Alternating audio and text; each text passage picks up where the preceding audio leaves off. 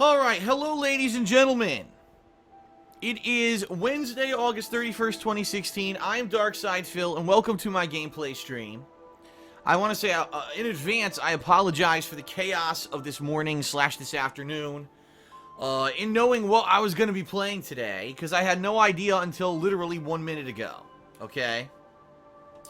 I had every intention today of playing the Battlefield 1 open beta. Okay? I absolutely wanted to. I think everyone wants to, let's face it. We're all excited to see what this game is going to be like. You know, being that Battlefield 4, first of all. Oh my god, excuse me. The Battlefield 4, well, the Battlefield 1 has looked great ever since we got wind of it earlier this year. We saw some footage of it at E3 that looked great. Battlefield 4 was an exceptional game. And I think we're all waiting because, you know, these yearly installments of Call of Duty and all this shit, we really need some kind of a change, some kind of a difference in our first-person shooters. And with Battlefield 1 going back to basics, it seems like this could be the game to do it, right? And we've been waiting quite some time for word on when we would get a chance to play this game. And finally it was announced this past week, oh, the open beta starts on Wednesday. And the open beta launched overnight, and it doesn't work. I just spent, I'm not even lying, 40 minutes sitting on the login screen trying to connect to the servers, and it doesn't connect. This is incredibly reminiscent of what happened with everyone last year when the multiple Street Fighter V betas were released, and we were promised we were going to get a chance to test out the new netcode and everything, and they just didn't work. They pathetically did not work, okay? It's the same situation. Now, obviously, a lot of people would like to equate what's going on with the same situation as Capcom, that Capcom was inept at what they were doing. It looks like EA has fucked up too. It may not be that same case. Alright, let's be completely upfront here. That may not be the situation at all. Because it seems that it's going to be a DDoS attack situation where apparently some hackers are trying to take responsibility and saying, haha, you know, we are attacking EA servers and knocking them down with DDoS attacks. To which you have to say, why? Why would you do that? This is a game everyone wants to fucking play. We've been waiting a long-ass time. Now you're going to do it just to be dicks? Like, I could see it be something if, like, EA had been doing underhanded business practices lately. Have been ripping off the customers and pissing people off or something. They've done nothing recently. Everything's been quiet on the EA front. Finally, a game comes out we actually want to fucking play from these people, and we get fucked. It's pretty fucking annoying, okay? And you know, I hate to say it, you know, all these companies who make millions upon billions of dollars in profit off of the hard-earned money of gamers, perhaps they should come together and fucking develop something that stops DDoS attacks. I know there will be people out there who will say, oh, Phil, that's an incredibly ignorant statement. There's no way to block DDoS attacks. That's the point. That's my fucking point. If you're going to have a company where you're going to sell primarily multiplayer-based games, and your company and the success of your games directly results on the fact that people can play the game when they want online, then maybe you should fucking design something to solve a potential problem where you can get knocked offline indefinitely. That's what I'm saying. And if anyone's going to do it, it's going to be these companies who are making these millions of dollars of profit. They should be the ones to be developing the fucking technology because they have the R&D money to invest in it. Now, just think about that. Think about this. You're running a restaurant, okay? And the viability of your restaurant is determined by whether or not you can actually serve your customers without getting them sick. Because if they come into your restaurant, they eat your food, and they get sick, you're going to fail. Now, you can say, well, you know, oh well, I don't control all the sourcing of my ingredients. I don't control the cows for the steaks. I don't control the vegetables on the farms. I don't grow them. Therefore, there's nothing I can do. If my customers get sick, they get sick. Oh well. Or you can take the fucking bull by the balls and say, no, I'm going to invest money, I'm going to do research, I'm going to find out, okay, where my food comes from, where these ingredients come from. I'm only going to source from you know, producers who I know provide healthy stuff, you know, and yeah, it's way more expensive to do that rather than just doing the easy route and getting easy, cheap ingredients. But overall, if your customers have a better experience and they keep coming back because of it, you're going to be successful. But it seems to me that in this day and age, sadly, that's not what happens with video games. With video games, it's like, oh well, it's the internet, it's new technology, it's digital, so fuck it. We just can't figure anything out. And you throw our hands up in the air, oh well, it's just games anyway. Games aren't serious business, you know. Even though video games are the most profitable entertainment source on the planet, more profitable than movies, more profitable than TV, more profitable than music, oh well, we throw our hands up, we can't figure it out. Ridiculous. Absolutely ridiculous.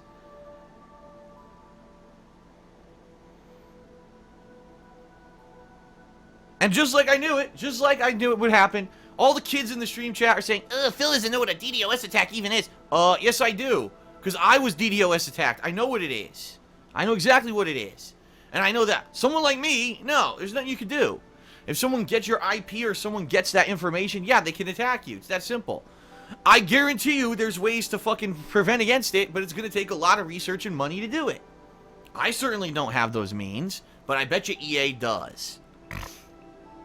So ultimately, I hate to say it, it is EA's fault. Even though it's a bunch of malicious kids who do this kind of shit, EA is ultimately at fault for having an entire business model based off of online gameplay, but having it so that they're vulnerable and they can be shut down at a moment's notice by a bunch of kids.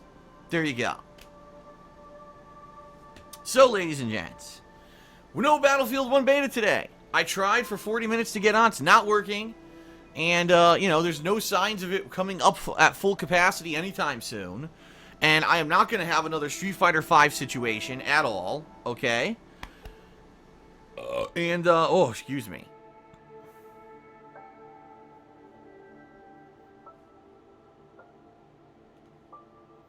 Oh, very gassy.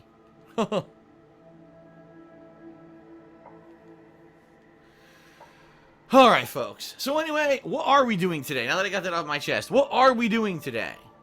We're playing Attack on Titan. Because it's an offline game that will fucking work. It will actually work. Alright? So that's what we're doing today. Will I be playing Battlefield 1's beta in the future? Possibly. I want to. But until they actually get it working, I can't tell you when. It could be tomorrow. It could be this weekend. It could be 2 years from now, because if the bottom line is if this is happening now for the beta, you know the same thing is going to happen when the retail version releases. It's just going to be 10 times worse because everyone's going to be trying to play it at the same time, right? So there you have it. Battlefield 1 beta, I want to play it. I just have no idea when. And the bottom line is that the situation here is that I'm going to play something that I know I can play. Alright? We're going to play something I know I can play, rather than having to be dependent on these wishy-washy online-only games that don't work or only work when they fucking want to. Alright? And that's okay, because I like Attack on Titan. I played it all day yesterday, right? 3.5 hours. It was a lot of fun. It was a very awesome adaptation of the anime storyline, and the 3.5 hours of gameplay from yesterday ended up going through the first section of the anime. So it ended right at the end of part 1, okay? So I guess today's gameplay is going to be picking up at part 2, which is a whole... It's kind of like the same plotline continuing, but there are some new elements to it, which is nice. Alright? So I'm pretty excited. I like this game, and I hope that you'll enjoy today's stream, okay, of Attack on Titan. About 3.5 hours of it. Now, later tonight, I would love to play the Battlefield 1 beta, but who knows if it's going to work. At this point, I'm putting no faith in it. So more than likely tonight, I'll be doing more Deus Ex offline, which is fine, because last night as I was playing the game, I came to a critical plot point with some interesting stuff going on, and I had to kind of end it on a cliffhanger. I ran out of time to play right at like a cliffhanger moment. Okay? So I definitely want to continue that, and that looks like more than likely that's what tonight will be. Tomorrow, Thursday, maybe it'll be Battlefield 1, maybe it won't. I guess we'll see if it fucking works or not, right? I don't know what else to say. I hate when I have an uncertain week like this, okay? In addition, I do want to play more King of Fighters. Sadly, I don't know when I'll be able to play more King of Fighters 14, because we're still awaiting a patch for the multiplayer of King of Fighters 14. Last week, SNK was tweeting everyone saying that they had this patch ready and should be distributed ASAP. Here we are almost a week later, and it's not live. And I'm going to be honest, I'm starting to lose my patience with these guys, because I want to play the game, and I want to be able to review it and everything, and I can't until they fucking fix the online, and if they don't fix it by the end of this week, I'm just going to review the game as is, and it's not going to be pretty. It's that simple.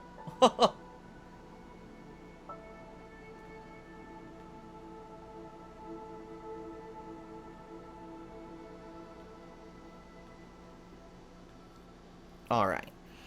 Okay, so ladies and gents, I got a few updates for everyone. Some good stuff, some good news. I know the Battlefield 1 news is bad, but I got some good news for everyone, okay? The good news is, as of this morning, we have officially hit the Patreon funding goal for the month of August. It's official. In fact, I'll double check it right now. As of right now, for this month, at least according to the public-facing page, we have $1,033 pledged of the $1,025 goal. And the good news is that most of those pledges probably are foolproof, meaning there's no chance for them to be declined or anything like that.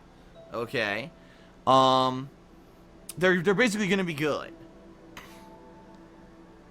It's going to go through. There's no chance of it not having any, having an issue or whatever. However, the bottom line is, there are going to be lots of people who are ongoing pledgees, alright? Means that they've pledged in the past, and then their pledges auto-renew on the first of the month, and they have potential to get declined, okay?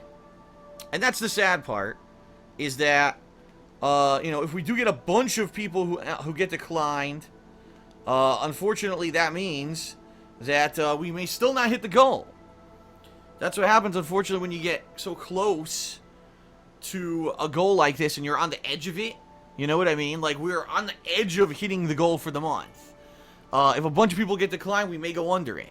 Now, we'll see what happens, because what happens is if people get declined, they have a chance to update their information, and it could still go through.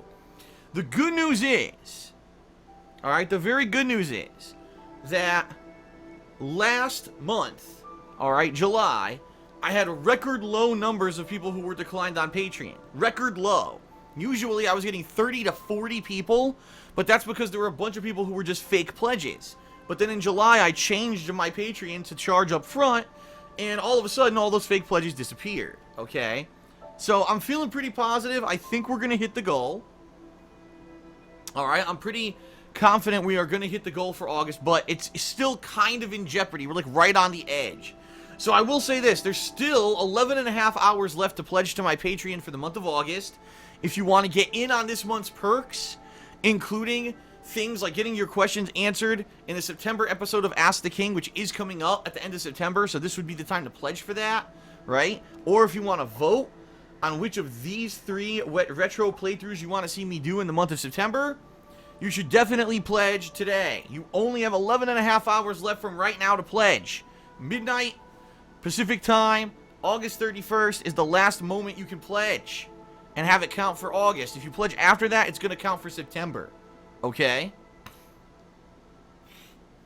So, can't help that. If you pledge later than the date or the deadline, I can't help you. Unfortunately, that's all on Patreon's shoulders. So please consider pledging. If we could get like 20 bucks over, chances are we're 100% hitting the goal, versus right now we're on the edge, and those people who get declined may kick us under. We'll see what happens, okay? But I'm feeling pretty confident. I want to say thank you to everyone in the past couple of days who pledged. A lot of people rallied the past few days. You know, we had over $100 to go, and a bunch of people rallied and said, no, we want to see this playthrough happen in September. This is bullshit. And they pledged, and boom, it looks like we're going to hit it now, which is awesome. That's how it's all about. That's how Patreon works. It's motivation. You see the goal, you want to see the goal come through, right? And people get motivated to pledge to see these special events. So thank you to those who did pledge. That is awesome of you, all right? So that's all I'm going to say about Patreon today, because I already talked about it. No reason to talk about it again. However, there's a few other things to mention. Obviously, there's my Loot Crate discount code. If you check the description of any of my streams or videos, there is a referral link to patreon.com/darksidephil, and if you use that link in conjunction with my discount code SAVEME10DSP, you will save 10% on any new Loot Crate subscription. And today I'm going to be hopefully filming the unboxing of Loot Anime. It showed up yesterday, but it showed up late. It was too late for me to even film the unboxing. So, yeah, I'm going to be looking to film the unboxing of that today, and hope maybe upload it today, maybe tomorrow. We'll see. You know, it depends. I have to see when I finally get a chance to upload it. I don't want to promise you I'll do it today, and then unfortunately, you know, I don't have time. But I think I should have time because I'm probably not doing a second stream tonight. Like I said, I might be just doing Deus Ex offline. So, we'll see. So, that's coming up, and that's cool because maybe you'll see the Loot Anime unboxing and be like, wow, this is pretty cool. Man, I'd like a Loot Anime. Okay, I'll use Phil's code to save 10%, alright? So, please keep that in mind if you're interested in Loot Crate. There's also KO Gaming, my YouTube channel, where I put up edited style contents like game reviews, first impressions videos, and countdowns. Latest videos up there are my first impressions video regarding Deus Ex Mankind Divided that I put up late last week, as well as my review of No Man's Sky, which has done incredibly well. So please check it out at youtube.com/KOGaming1. Coming up soon will be a review of King of Fighters 14, as well as eventually a review of Deus Ex once I complete the game, as well as a review of Attack on Titan once I complete the game. And I am planning on hopefully doing an impressions video on the Battlefield 1 beta, if and when I finally get to fucking play it. Alrighty. Okay, and what else do we got? I already mentioned Patreon, so the final thing I'll mention, and then we'll get started with Attack on Titan, is my girlfriend Leanna's business, The Black Currant, where she sells handmade glycerin soaps and wax tart melts. Today is the final day. She has a big sale going on there, okay? If you want to save 25%, that's 1/4 of the price of any purchase over $10, you can. You got to use the code 23SALE. That's 23 sale. It's only good for the next 11.5 hours. It's only good till the end of August. So if you want to save big on an order, please check it out over at etsy.com/shop/theblackcurrant. Alright? Good stuff. High quality soaps. High quality wax tart melts. If you don't believe me, you think that I'm just shilling for my girlfriend, you should check out the site for yourself, where you'll see nothing but positive customer feedback to the over 500 orders that she has serviced since she started. Yeah, that's a lot of orders. She's done a lot of work. Okay? And yes, someone just said, does the soap ship worldwide? Not worldwide, only because there's international tariffs and regulations that don't allow the United States to ship this kind of product worldwide. However, she does ship to many international locations, such as Canada, Mexico, some parts of Europe, Australia, and that's just to name a few. If you want more details, you should check out the site for yourself. And if you, you put stuff in your cart and you want to see, during the shipping phase, it should tell you if and how they could get that to you, and the cost as well, okay?